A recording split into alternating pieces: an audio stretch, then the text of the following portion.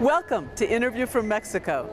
I'm Laura Carlson, and I'll be your host as we look at cutting-edge issues in the country with the men and women who know them best, here on Telesur.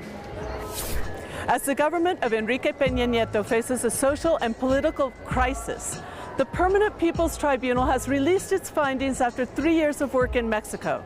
Its conclusion? That the Mexican state is responsible for multiple violations of human rights and deviation of power. It also concludes that these violations are not isolated incidents, but a systematic pattern of crimes of the state.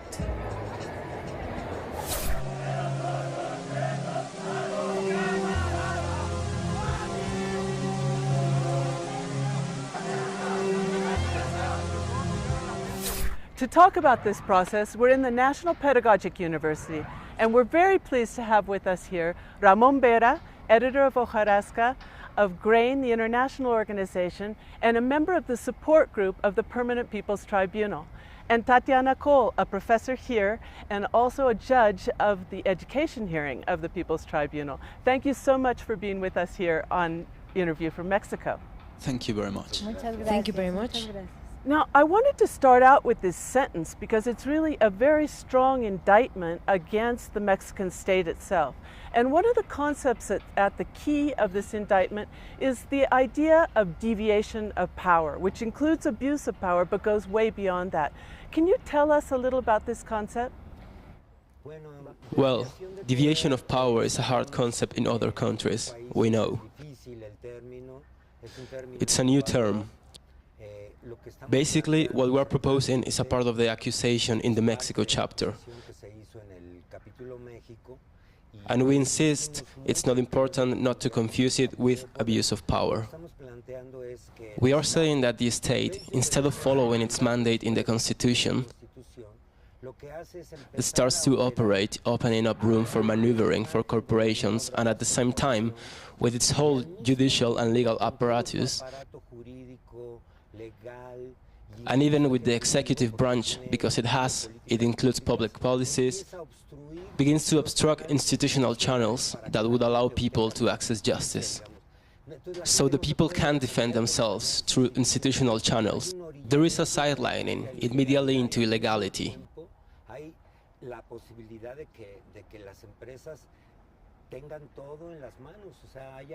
That is, there's really an open court for them, and furthermore, it leaves room for all the corruption in the world to the corporations. What is the difference between this and abuse of power?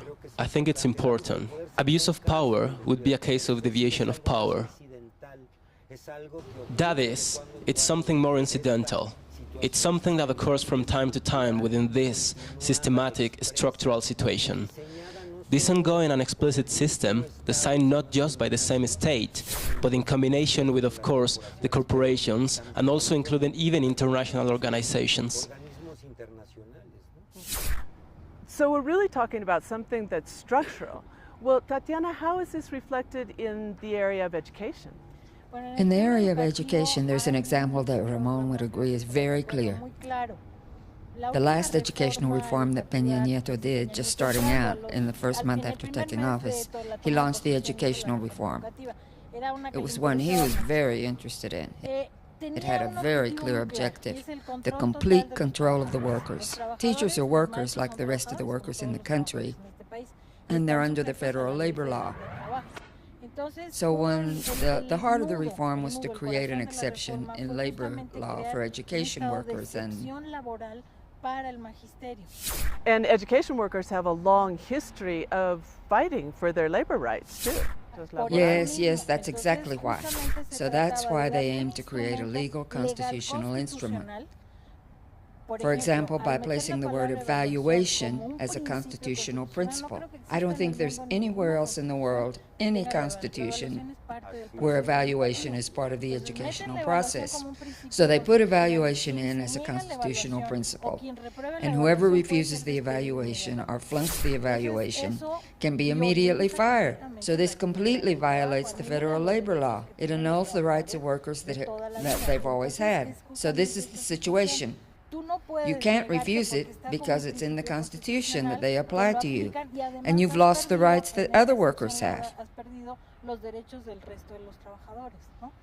So it's very serious, very, very serious. To gain control over teachers was very important for the Mexican state in terms of being able to apply the rest of the education reform. Well, this educational model is actually based on a model from the United States, and that brings me to another point that's been central to the tribunal, which is the role of the United States, the relationship with the United States, and especially the free trade agreement as an instrument of the violation of rights that they saw in the hearings. Can you talk a little about that? Well, basically there is a thesis, not just in the Mexican case, although the Mexican case is very strong. There is a thesis since a while back on the part of the Permanent People's Tribunal that we are in a moment where the so-called structural reforms have become a way that the economy subjugates the principles of rights. So in the world, the laws, the norms, the fundamental principles of national rights, international rights in many countries are suffering. Let's say, from all these structural reforms, which, as we know, are expressed and are locked in by the free trade agreements. So the North American Free Trade Agreement is, say, a pilot project for many other agreements that later began not only in Mexico, but Mexico is a country that has more agreements signed than any country in the world, especially the one signed with the United States and Canada, is very harmful because in the end it sanctifies and legalizes in a huge way what we know as the structural reforms. And this judicial dismantling we're talking about triggers all this to such a degree that we could say that the free trade agreements, we could see them as instruments of this deviation of power we are talking about. One of the other main points in the hearings that have been held over the past 3 years has been the question of impunity and violence. And of course, the Ayotzinapa case that we've been talking about so much lately is a reflection of that. How do you see this entering into the process, and what were some of the findings in this regard? Well, I think there are several important aspects. The Free Trade Agreement went into effect in Mexico in 1994, and simultaneously the first reforms were launched, including a very important education reform that started to violate a bunch of procedures and proposals, and especially the character of education itself. You can say it initiated this period of what we call intense commodification and privatization, which is one of the characteristics in every area. And this culminates with Peña Nieto. In this process, there are several social sectors that protest. Social sectors that defend the right to equal education, universal, lay education, public education, free, and this causes a contradiction. So the Free Trade Agreement obviously unleashes two big forces. It unleashes a privatizing, commodifying force, and it unleashes a social force that fights back on many fronts. And this is seen, like Ramon said before, in defense of seeds, in defense of the countryside, and a bunch of things. And when this comes down to education, there's an addition, let's say a third process that comes into play. And that is that the whole aspect of drug trafficking opens up. The war on drug trafficking enters in. And the old forms of political organization have to confront this third actor, which is included now in the process of Ayotzinapa. So there's this huge decomposition. Local forces are corrupted and dismantled. Any grassroots actor is practically considered a terrorist, someone who must be stopped from doing anything. So the fight for education in the framework of the Free Trade Agreement will be criminalized, will be violently criminalized. And I don't know if I'm exaggerating, but I think Telesur is the only channel that opens fully to these grassroots forces. Because if you see Mexican television, they're criminalizing the students of Ayotzinapa every day, and everyone who is fighting against the Free Trade Agreement, starting with the Zapatistas who rose up at that time. Well, I want to come right back to that point. We'll take a short break now. We'll be right back.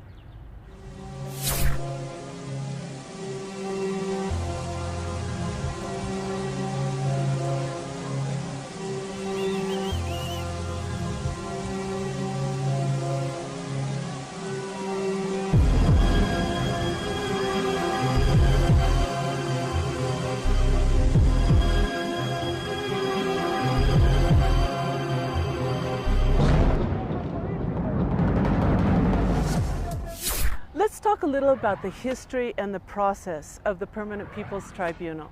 The full name is the Tribunal on Free Trade, Violence, Impunity, and the Rights of People. How did the idea come about to open a chapter on Mexico, and why? Well, look, it's very interesting, because basically a series of organizations and communities and movements in Mexico began to see that it was very hard to get a response from the Mexican institutions. That is, all the apparatus of government was practically closed. For the reasons we were talking about, a state that had become completely twisted, a mafia state that is not just penetrated by crime, but has become in a way, in its operations, somewhat criminal. Obviously, not all of it, we can't say all of it, but a lot. And above all, because there was no way to get a response. So based on this, there began to be a series of workshops to look at the possibility that there be an outside organization that would pay attention and make visible a little what is happening. And sooner or later, we made contact with the Lelio Basso Foundation, which is the foundation that embodies today what is the Permanent People's Tribunal. Remember that the Permanent People's Tribunal is what was in the beginning the Russell Tribunal in the era of the 70s, which revealed the war crimes of the United States in the Vietnam War and later the dictatorships of the Southern Cone. And in a certain moment, Lelio Basso, one of the founders, the tribunal was founded by Bertrand Russell and Jean-Paul Sartre, along with Lelio Basso, and when Sartre died, Lelio Basso decided that it was necessary to convert the tribunal into something permanent, because it was really important to have a space not just for individual rights, but for the rights of peoples, give it continuity.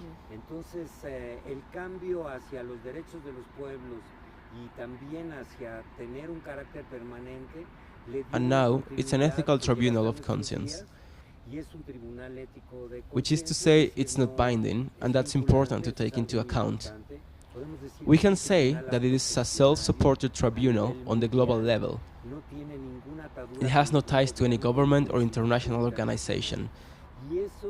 And this makes it much stronger than if it were tied to other institutions, because it's really aimed at returning to a concept of rights that has at the heart putting responsibility at the center of human relations. That is, give meaning back to the world, let's say. Tatiana, we saw that in the education part of it, a lot of different forces came together to present their testimony. So what impact does that have on the organization and on their own perception of their situation? Sure, I think it's really important. I don't know if Ramon agrees. I think this happened in all the working groups. Sometimes the movement is really fractured. Sometimes it's dispersed. The geography is very broad, right? So this was a space where the movements came into contact with each other. They got a view of themselves, and furthermore, they hope that this view will be projected into the rest of the world, like a mirror to the rest of the world, thanks to the tribunal. And this situation gives power to the movements. They talk to each other and recognize their commonalities. Then there's the part regarding the moral trial, which for them is very important. For example, in the case of education, many of the processes, there were teachers that came from all over the country, students that came from all over the country, that is, for the hearings on education. And there were communities that have carried out autonomous education processes. So it was really interesting. Many are a part of the work that fellow teachers do is in the area of judicial defense. They filed, when the education reform started out, there were more or close to 150,000 injunctions that they filed. What's more is what we mentioned about the deviation of power.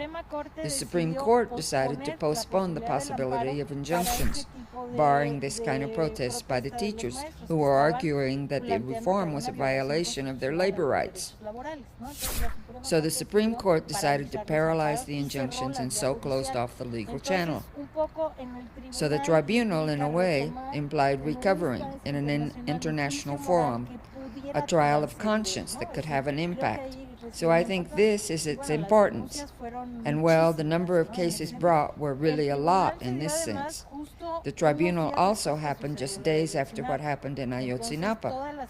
So the whole situation of Ayotzinapa permeated in the end the process of the tribunal. The Italian judges couldn't believe what was happening. They were absolutely shocked. Well, Ramon, I know there were many other issues involved in the tribunal. Could you give us a sense of what some of those other issues were and what kind of organizations testified? Well, it's very important to answer this, to say that this process is not just one moment. It was 3 years.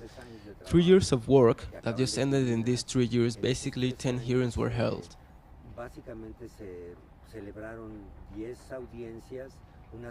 40 pre-hearings and around 3 workshops to prepare each pre-hearing, and some 500 charges throughout the country, probably in all of the states of the Republic. In 7 processes open up at the beginning that are what at the time we call the dirty war, and later we can say all that is crimes of the state. All the violence, let's say institutional against the people, all the deaths and all the disappearances, gender violence, which is very harmful for all women here in Mexico, all that is labor violence, a brutal dismantling of the labor conquest over the last 50 years. All that's environmental devastation, because capitalism is expressed now by detonating tremendous environmental destruction wherever it goes. What is violence against food sovereignty, people's autonomy and corn, which is fundamental to this, and also violence against migrants and obviously against media and freedom of expression. Well, I'm going to have to stop you there. We'll take a short break. Don't go away. We'll be right back.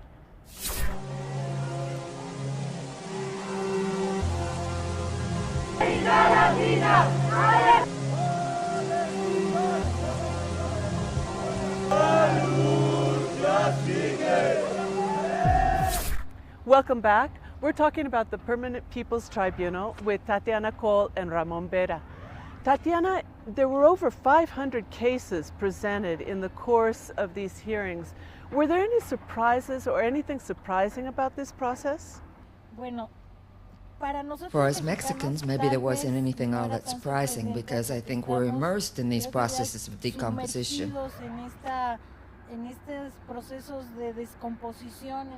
In all areas you look at, there are problems of decomposition, a whole series of things. But the Italian colleagues who came, I think they were really surprised. Mexico's image abroad is very different from the internal reality. That is, Mexico has an image abroad, I don't know why, very different from what happens internally. So some people were very affected, very hurt, they couldn't believe many of the situations that the people were denouncing and the way they presented them from their own experience.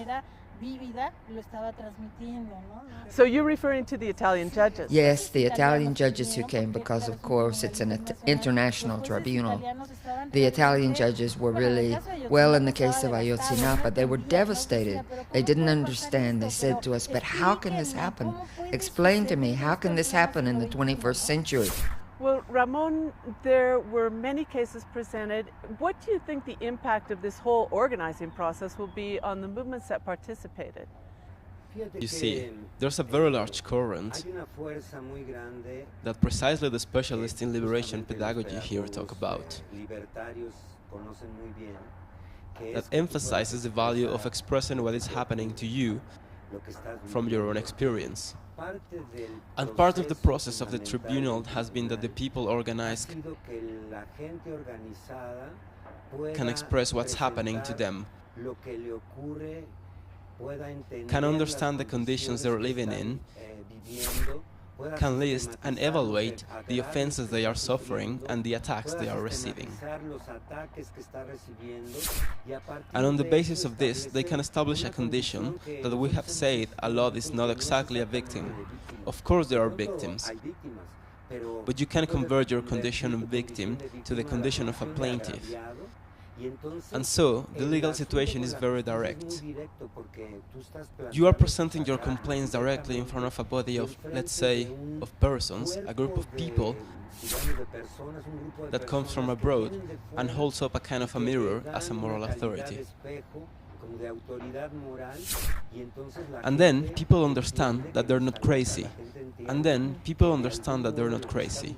The people sort of understand that what they're experiencing is real. And this is a catalyst for grassroots organization, a catalyst for making linkages, a catalyst for what you could call a grounding, for putting our feet on the earth and being able to say, my perspective is valid and we need to organize to change our conditions. So I think it's very powerful what is being generated in a way. It's a very special tool. Well, the final ruling includes a series of recommendations and a series of conclusions. What's the follow-up to this? What will happen next here in Mexico and abroad as they begin to publicize this ruling? Well, the sentence might not matter to the Mexican state, because obviously it's not a binding court. But what is real is that in particular this sentence was very good because it makes a series of recommendations first to the Mexican civil society so that it continues in this process of reconfiguring, of reconstituting themselves as social subjects.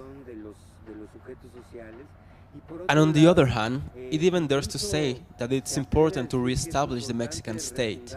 That is, that the decomposition is so brutal that what they are affirming is that we need to totally redo all the structures of the state so we can really be in a different condition. That is, there is encouragement to people to continue to build processes, no? On the other hand, in the part having to do with governmental institutions, well, yes, there is a very strong condemnation of what is the deviation of power on the economic level and on the judicial, legislative and public policy levels. It's saying that the principal actors in what we are, the government offices, are committing crimes of state and crimes against humanity. So it's not a minor issue. The condemnation is very strong, and it establishes very clearly the conditions in which this deviation of power is occurring. And the recommendations to international organizations are very strongly worded because of the course the TPP realized that we need to publicize conditions in Mexico for the reason that Tatiana mentioned a while ago. Mexico is the country that spends more on public relations than any other on the planet. So of course, these public relations make the Mexican state appear from the outside like something wonderful, a strong human rights promoter, a receiver, say, of exiles from other countries.